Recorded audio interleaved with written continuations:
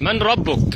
ربي الله الذي خلقني ورباني. ومن نبيك؟ نبي محمد صلى الله عليه وسلم. وما دينك؟ ديني الإسلام. أين الله؟ الله في السماء مستوى على عرشه. ما معنى استوى؟ على وارتفع. لماذا خلقنا الله؟ خلقنا الله لنعبده. ما هي العبادة؟ العبادة هي كل ما يحبه الله ويرضاه.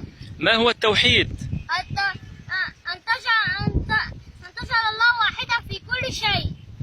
ما هي كلمة التوحيد؟ كلمة التوحيد لا إله إلا الله. ما معنى لا إله إلا الله؟ أي لا معبود بحق إلا الله.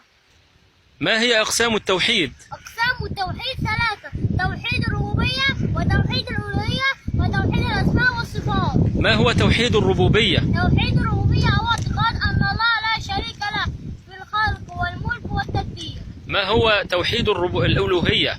توحيد الألوهية هو اعتقاد أن الله لا شريك له في العبادة. ما هو توحيد الأسماء والصفات؟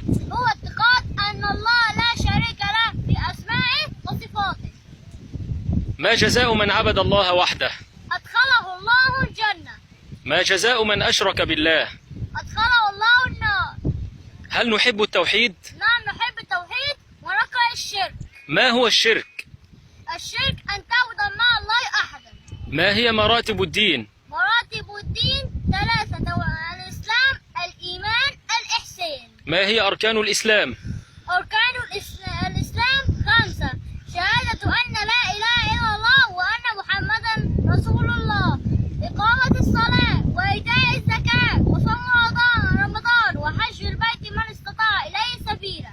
ما هي أركان الإيمان؟ 6: أن تؤمن بالله وملائكته وكتبه ورسله واليوم الآخر والقدر خيره وشره. ما هو الإحسان؟ الإحسان أن تعبد الله كأنك تراه، فإن لم تكن تراه فإنه يراك. فتح الله عليك وبارك فيك.